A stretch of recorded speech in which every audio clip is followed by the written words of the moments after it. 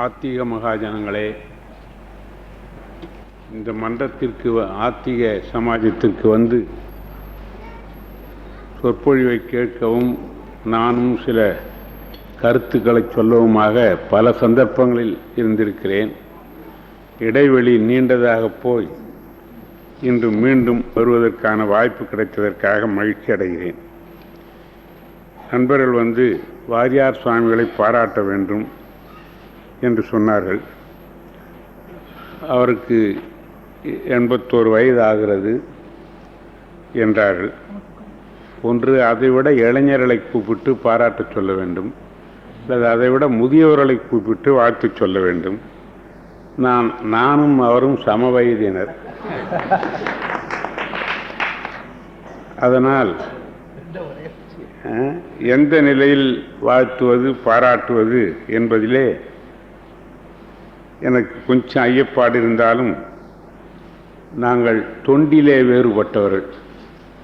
அவர் தொண்டு தெய்வத் தொண்டு, என் தொண்டு தேசத்தொண்டு. ஆனால் என்னை பொறுத்தவரையில் நான் காந்திய பாதையில் நடைபோடுவோம். அதனால் தெய்வ பக்தி வேறு, தேசபக்தி வேறு அல்ல. இந்த எண்டையும் நாம் புரிந்து கொள்கிற வரை இந்த நாட்டை யாரும் அழித்து விட முடியாது. உலகத்தில் எந்த ஆட்சியும் ஆதிக்கமும் இதை அழிக்காது. நம்முடைய பாரம்பரியமான நாகரிகமே தெய்வ பக்தியிலிருந்து தேசபக்தி பிறந்தது. ஒன்று சொல்லுகிறேன், தெய்வம் கூட தன்னை மறந்தவனை மன்னிக்கும், தேசத்தை மறந்தவனை தெய்வம் மன்னிக்காது. என்றால் தேசத்தில் உள்ள அல்ல, உலகத்தில் உள்ள பிரபஞ்ச உயிர்கள் அனைத்துமே அவன் படைப்பாதலால் அவனை வாழ்த்தி விட்டு அவன் படைப்புகளை அழிப்பவனை அவன் மன்னிக்க மாட்டான். அதனால் தெய்வ பக்தியும் தேசபக்தியும் ஒன்று என்று கருதுவதால் அவர் தொண்டும் என் தொண்டும் பக்கத்து வீட்டுக்காரர் போல்தான். ஒரே வீட்டில் கொடுத்தன இல்லை இருந்தாலும் கூட பக்கத்து வீடு போன்று. நான் அமெரிக்காவுக்கு சென்றிருந்த போது வாரியார் சுவாமிகளும் அங்கே வந்திருந்தார். அவர் இளைஞரானதால் 3 மாதம் சுற்றுலா செய்தார். நான் வயதானவன் 3 வாரம் சுற்றுலா பண்ணேன். அவர் அமெரிக்காவின் திக்கெட்டும் சுற்றினார், நான் கிழக்கு பக்கம் மட்டும் சுத்தினேன். அந்த மாதிரி 3 மாத காலம் அவர்கள் அமெரிக்காவிலே சுற்றுலா செய்துவிட்டு அங்கே திரு சச்சிதானந்த சுவாமிகள் தாமரை கோயில் என்ற ஒரு புது கோயிலை படைத்து திறப்பு விழா நடத்தினார். அதற்கு அவர்களும் வந்தார்கள். நாங்கள் இருவரும் அங்கே சந்தித்து கொண்டோம்.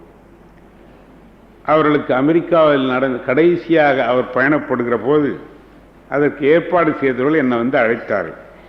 வாரியார் சுவாமிகளுக்கு வழி அனுப்பு விழா, நீங்கள் வர வேண்டும் வழி அனுப்புவதற்கு என்று. என்னையா அநியாயம், நானும் தான் வந்திருக்கிறேன், என்ன நான் வந்து அவரை வழி அனுப்புறதா? நான் அமெரிக்காவில் கொடுத்தமா வந்துட்டேன் அப்படின்னு நான் சொன்னேன். இருந்தாலும் பரவாயில்லை, நான் வர்றேன் என்று அவர்கள் வழி அனுப்பு விழாவில் நானும் கலந்து கொண்டு 2 பேருமே ஒரே நாளில் தான் அமெரிக்காவிலிருந்து புறப்பட்டோம்.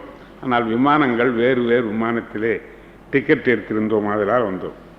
வாரியார் சுவாமிகளுக்கு அண்ணாமலை பல்கலைக்கழகம் டாக்டர் பட்டம் கொடுத்திருக்கிறது. அதற்காக அவரை பாராட்ட வேண்டும் என்றார்கள். அதற்காக நான் அண்ணாமலை பல்கலைக்கழகத்தை பாராட்ட வேண்டும் ஒழிய வாரியார் சுவாமிகளை ஏன் நான் பாராட்ட வேண்டும்? வாரியார் சுவாமிகளுக்கு திருமுருக என்பதை விட வேறொரு பட்டம் உலகத்தில் இருப்பதாக நான் எண்ணவே இல்லை. நான் அவரை பாராட்டுவதற்காக இதை சொல்லவில்லை. திருமுருக என்ற சொல் இருக்கிறதே, அவர் திருப்புகழின் வடிவமாக திகழ்கின்றார்.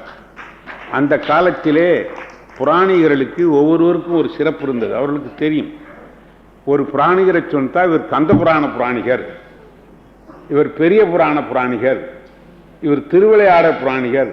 எல்லா புராணமும் அவர்களுக்கு தெரிந்திருக்கும் என்றாலும் கூட சிறப்பாக ஒன்றிலே அவர்கள் தங்களை அர்ப்பணித்துக் கொண்டு அதுவாக இருந்தார். அதே மாதிரி தேவாரம் திருவாசகம் எல்லாம் அவருடைய உடலிலே கூடியிருக்கிறது. திருவாசகம் தேவாரத்தில் அவர் கொடுத்தனம் இல்லை, அவையெல்லாம் அவருடைய உடலிலே கொடுத்தனம் இருந்தாலும் கூட திருப்புகழ் தான் அதில் ஓங்கி இருப்பதால் திருமுருக கிருபானந்த வாரியார் என்று அவரை நாம் எல்லோரும் அழைக்கிறோம். அந்த பட்டத்துக்கு ஒரு பட்டம் வந்துக்குது, அவருக்கு அல்ல. திருமுருக என்ற பட்டங்குத, அதுக்கு அண்ணாமலை பல்கலைக்கழகம் இன்னொரு பட்டம் கொடுத்தது, டாக்டர் பட்டம். ஆகவே முத்தமிழுக்கும் பொறுப்பேற்றுள்ள அண்ணாமலை பல்கலைக்கழகம் நம்முடைய வாரியார் சுவாமிகளுக்கு டாக்டர் பட்டம் அளித்திருக்கிறது. இப்போ ரொம்ப பேர் அதை டாக்டர்னா முனைவர், பண்டாரகர், இந்த பண்டாரங்கண்டாரெல்லாம் ஒன்றும் தேவையில்லை. டாக்டர் ஒரு சொற்கள், சில பட்டங்கள் சில சமயங்களிலே உலக ரீதியாக வழங்குகிறது. நம்முடைய மொழிப்பற்றுக்கும் ஒரு வரம்பு வேண்டும். இப்பொழுது என்னை போய் அவர்களை போய் அமெரிக்காவில் இன்னொரு இடத்துல ஒரு டாக்டர்னா அவன் புரிஞ்சுக்கிறான். ஒரு யூனிவர்சிட்டி இவர் தகுதியை ஒப்புக்கொண்டிருக்கிறது என்பது அவனுக்கு தெரிகிறது. அங்கே போய் பண்டாரகர் சும்மா பேசுறது, அவன் சிரிக்கவும் மாட்டான், அழவும் மாட்டான். இதுக்காக அந்த பட்டத்தை சுமக்கணும். நான் எனக்கு டாக்டர் பட்டம் கொடுத்த போது இப்படி சொன்னார், நீங்கள் முனைவர் என்று போட்டுக்கொள்ளுங்கள், பண்டாரம் என்று போட்டுக்கொள்ளுங்கள், பண்டாரகர் என்று போட்டுக்கொள்ளுங்கள் என்று சொன்னார்கள். ஏன் அந்த கூத்தெல்லாம் உன் தமிழ் இதை மாத்தாத்தினால தமிழ் எங்கேயும் போயிடாது. அதனால் இது உலக அறிய வேண்டும். இதெல்லாம் ஒரு பெரிய கல்வி கடலான ஒரு அமைப்பு அவர்களை அங்கீகரித்திருக்கிறது என்று பொருள். மெஞ்ஞானத்துக்கும் விஞ்ஞானத்துக்கும் ஒன்றும் வேற்றுமை கிடையாது. வாரியார் சுவாமிகள் பல இடங்களில் அவர் சொல்லி வருவதை நான் கேட்டிருக்கிறேன், இங்கும் சொல்லுகிறேன். அவர் சின்ன ஒரு ஓமானம் சொல்லுவார், அது நானும் கூட பல இடத்துல சொல்றது. ஆனால் நான் சொல்றதா சொல்றது இல்லை, அவர் சொன்னதா சொல்லி போடுறது. இன்னொருத்தர் ஒரு கருத்து சொன்னால் நான் அவர்கள் சொன்னதாகவே சொல்றது, அதை நான் சொல்றதில்லை. அவர் சொல்லுவார், பெண்கள் அடிமைத்தனம்ன்றாங்க, வீட்டிலேயே அடைச்சி வச்சிருக்காங்க பெண்களை அப்படின்றாங்க. அது எப்படி அடிமைத்தனம் ஆகும்? தகர கோவலை இருக்குது, அது வாசல்ல உருண்டுங்குது. பித்தளை கோவலை இருக்குது, அது சமையல் கட்டில் இருக்குது. வெள்ளி கோவலை இருக்குது, அது கண்ணாடி பீரில் இருக்குது, வரவனுக்கெல்லாம் தெரியுற மாதிரியா. தங்க கோவலை இரும்பு பீரில் இருக்குது, அது இருக்க வேண்டிய இடத்துல அது இருக்குது. இந்த தகர கோவலை சுதந்திரமாகுது, தங்க கோவலை அடிமைத்தனமாகுது. என்ன சொல்றது? அது மதிப்புக்கு அது இங்கிலீஷ் இரும்பு பீரில் வச்சு மறைக்க வேண்டியது இருக்குது. அப்படி இந்த ஓமானத்துக்கு வேற எத்தனை சீர்திருத்தவாதிகாரம் ஒரு வருஷம் பிரச்சாரம் பண்ணாலும் இந்த ஒரு ஓமானத்தில் தவிடு பொடி ஆக்கிடுவார் அந்த மாதிரி சீர்திருத்த பிரச்சாரம்.